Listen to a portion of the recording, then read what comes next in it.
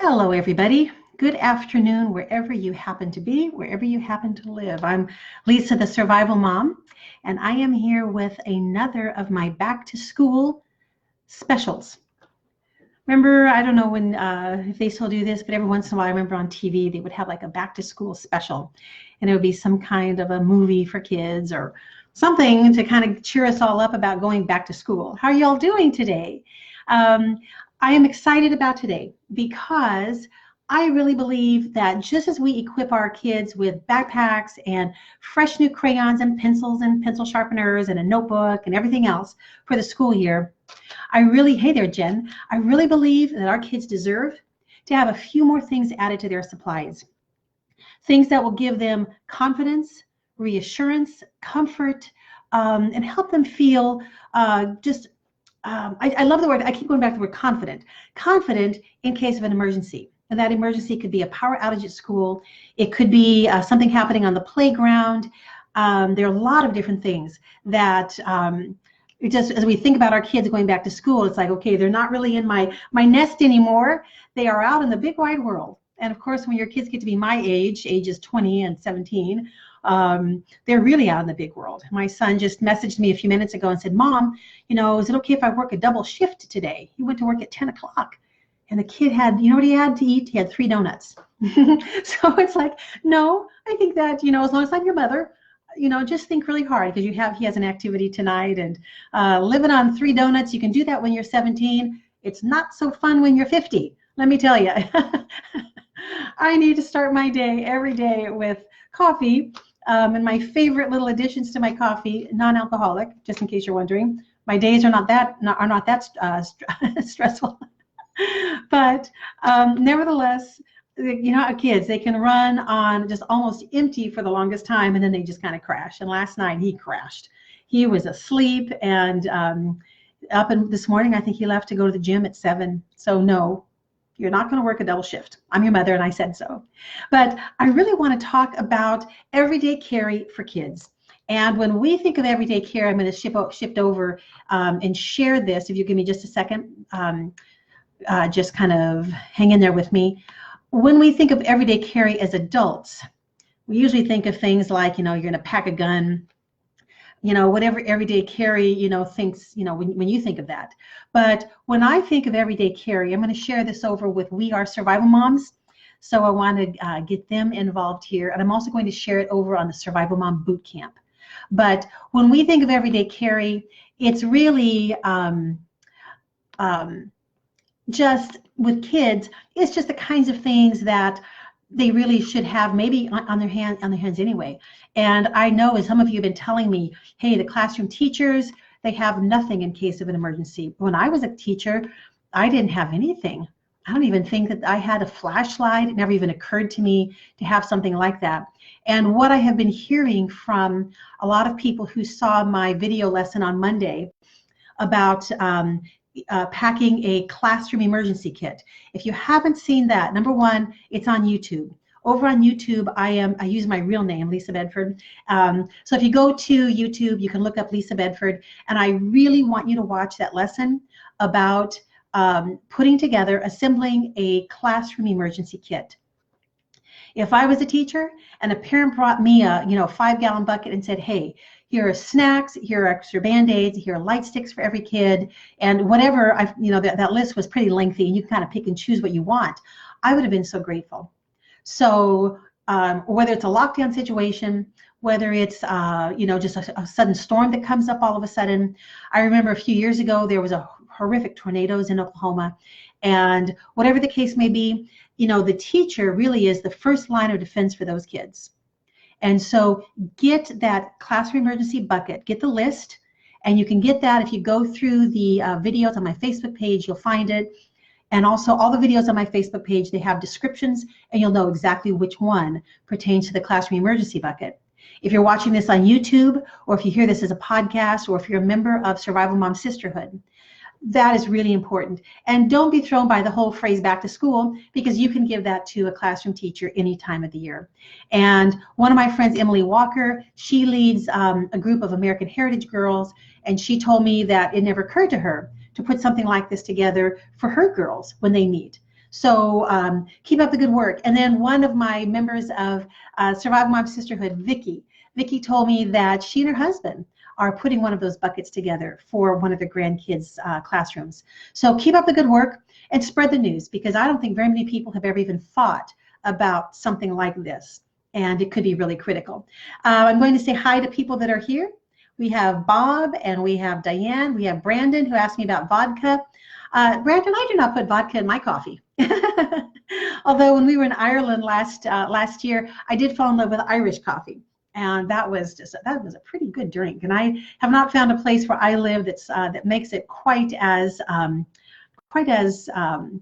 expertly as I got there in, I think it was Galway, Ireland. So let's talk for a little bit about putting together a kid's everyday carry kit. So when I think back to the first of every school year, it's the most wonderful time of the year. Remember that commercial? I don't know if they still show it, but it's a classic. It's the most wonderful time of the year, and it shows one of the parents going through one of the office supply stores and singing and dancing, and their kids look miserable as the parent throws different school supplies in the cart.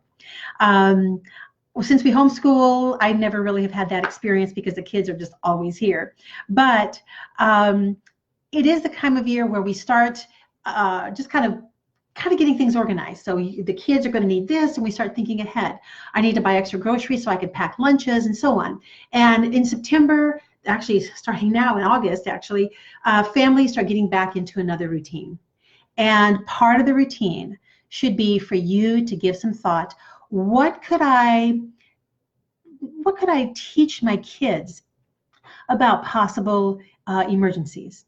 And if you know me at all, and I think a lot of you do, you know that I am not going to sit down with any kid and start talking about a really horrific event.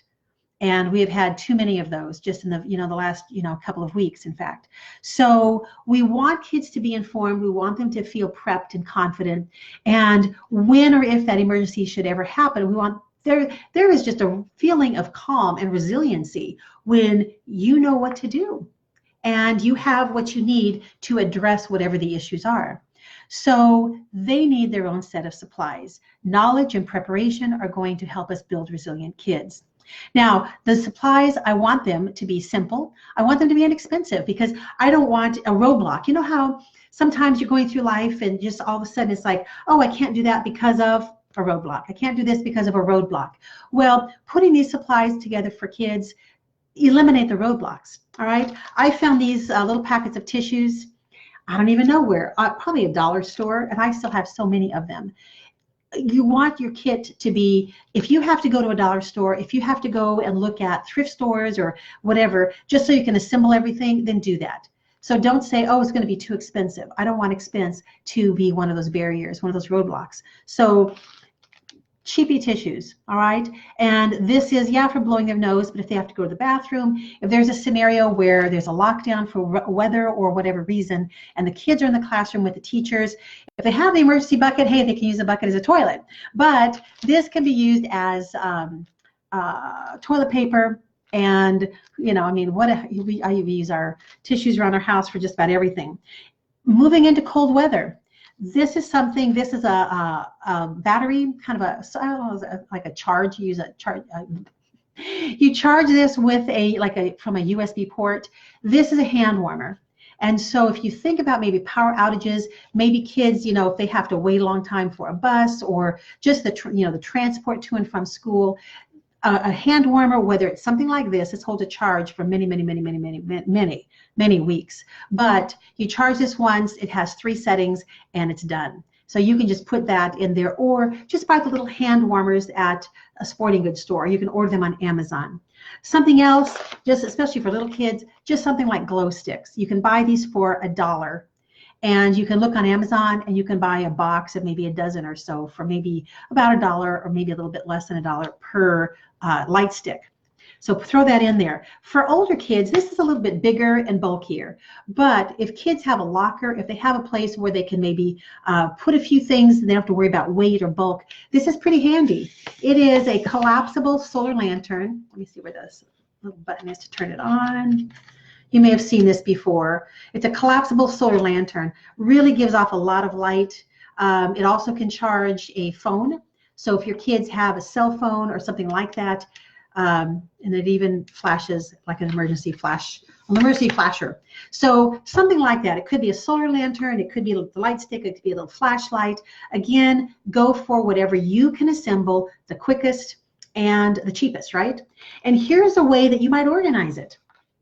This is called a Grid-It, and I have my affiliate link there as part of this video description, is this Facebook Live description. The Grid-It has just lots and lots of elastic straps that go in all different directions. And here I just put a few things. I have like for my purposes, I have like a little thumb drive, I have chapstick, I have an essential oil. I decided to put, for some reason, I have dental floss and I have a couple of pencils. But in your case, you might have a light stick here, you might have a flashlight, you might even have an extra couple of batteries, depending on the age of the kid. So the smaller items can be kept right in here, and this could easily go in a locker. You could even hang it up, a locker, or just if your kids are old enough to drive, or grandkids, then they could just keep it in a glove compartment. But the trick is actually having this stuff with them. And the second trick is this, especially with the younger ones. Ask them, let them play around and open up a light stick so to get it out of their system, all right? When my mom with her grandkids, she would call this like a shut up light stick. Just, oh, let me see it, let me hold it, let me try it. Okay, here's a light stick. Now let's try it. Okay, now shut up. All right, so we would have like shut up toys. I don't know if any of you can relate or not, grandmas, parents, moms, but let them kind of handle something and try it out. So if you have something like this is pretty cool looking, right? And let them try it. Let them turn it on, find out how to turn it on and how to turn it off, see how it warms up. Open up a hand warmer and just let them try it. Because just like you and me, all right, you would never in an emergency want to open up a can of freeze-dried food and use it for the very first time ever under duress. So if you're going to put a bandana, for example, in their kit, have them say, how could you use as a bandana? Well, maybe I could put it over my face, my face, if there's smoke, if there's a fire. Wet it down, and I could put it around my neck to help me keep cool. Tie my hair back. Let them come up with all the ways that you could use. They could use a light stick, a bandana. Put a little bit of cash in there. So depending on the age, but just, if they're stranded somewhere, it would be nice if they had some cash if they need to get a soda or a bottle of water or something like that. Gosh, an ID card, especially for little ones, an ID card that has some phone numbers on there. Maybe for someone who drives or walks home, maybe have a couple of different routes marked on a small map, and then have it laminated. So if they are coming home this way and they think, no, that's not a good way to go because of, that, the canal is overflowing or whatever, they need other ways to come home. And here where I live, just wasn't too many weeks ago, it was actually the very last day or week of school here, we had school buses that couldn't get home because of flooding. So what if it was a kid trying to walk home and the parent was working and couldn't get to them? They're going to need to know to have some alternatives. And a little map laminated can do that. So instead of just handing them all the stuff and saying, here you go, I packed it all really nicely for you, that's okay for if you're packing them a lunch, you want to put a little surprise in there or something, a little card that says I love you, that's one thing. But you're equipping them to respond appropriately and intelligently if there is some kind of an emergency. So this is the time when you want them, maybe even take the list I'm going to give you, the printable, and say, here, let's go through this and let's pick out some things that would be okay with the school. That's a biggie. And let's pick out some things and let's go buy them, or let's find them around the house. Let's put them all together and talk about it. What if there's a power outage? What could you use? What could you say to some of the other kids that are scared because the lights went out? And a lot of public schools, modern day public schools, they don't even have windows, and that could be kind of a scary thing. So let them come up with those ideas and just put in their hands something that is really going to build their confidence and make them resilient when or if an emergency happens. Now you can get my printable by going to thesurvivalmom.com/kids EDC. Okay, one more time, thesurvivalmom.com/kids EDC. and print that out. Feel free to share it. You know, if you want to give it to other parents, if your kids are in sports or whatever, give them that list. And the more kids that, you know, kind of, they know what to do if, you know, if there's some kind of emergency, then the fewer kids there will be, they're just going to be outright panicking. And that makes life easier on everybody. And it really is just, I think, that one of the best ways to get ready for a new school year. So I'm going to look at some questions real quick and some comments. And Terry says she's a teacher, so you can probably relate. Terry, do you happen to know, are there things that would not be allowed in something like this? You know, for example, you know, I mean, I would think maybe put a few little, in fact, it's on the list, maybe, you know, some doses of, you know, of Benadryl, or, you know, ibuprofen or something for, you know, your kids are a little bit older and they know when and how to take those. But I've heard that some schools don't allow those. So it's understandable. Robert says each of our classrooms have a backpack of stuff that travels with every teacher. That's smart. First aid kits, door stops, flashlights, and other stuff in there. That's wonderful. Okay, that's good to hear. Let's see. Jen says, same with our school, updated each year with supplies and the new classroom roster. And then Deb says, where do we find the expandable lantern? I know, that's pretty cool. And I did not put a link. I'm sorry about that, Deb. But I will not only put a link in the description here on my Facebook Live, but I'll give you the direct link yourself, so to that comment. So just watch for that. And thank you, Robert. Lisa has some great ideas. Put them in practice. See if something is or can be reliable. And then we have another really good suggestion from Jen. For each member of our family, I wrote down our important phone numbers and laminated them. They are the size of a credit card, and each kid has one in their backpack or in the back of their phone case. That's really good. And you know, as you go through my lists, my material, my suggestions, make them your own. So if there's, you know, if you come up with a great idea, maybe a huge improvement, let me know, because that's going to help just everybody. So I do want you to get the list, put it in the hands of anybody you think that might be interested. And I'm going to be back tomorrow. I ran into problems, some scheduling problems with my son's job, going back to my son. His work shifts have been ending after 4 o'clock. And when he gets off, he usually has not eaten since about 9. And I either go get him food or come home, or we scramble together. In fact, they're pulling in right now. So my Facebook Lives, I may have to, you know, tweak the times a little bit over the next, you know, several days or so until we get into a better routine. But coming up, I do have some tips for you to ask how to talk to your school about emergency plans. And so I remember years ago, there was some guy, I'll close with this. I was a middle school teacher, and we had a meeting, and this was how they were going to deal with emergencies. If there was ever an emergency, they were going to come over the announcement and say, would Mrs., I don't know, Woodridge please come to the office? And we were all supposed to know that when we heard the announcement, would Mrs. Woodridge please come to the office, we were supposed to know that's our clue to go shut the door and lock it. But I swear to God, I would never have remembered that fake, you know, that fake name. There really wasn't a Mrs. Woodridge. I would never remember that, and especially if there was some big commotion or something going on outside. So schools hopefully have come a long way since then, but back in the day, that was probably a committee. A committee probably came up with that idea. Anyway, I will talk to you later, and by all means, get the printable. And you know what? You have some information now. Now go act on it. All right. Bye, everybody.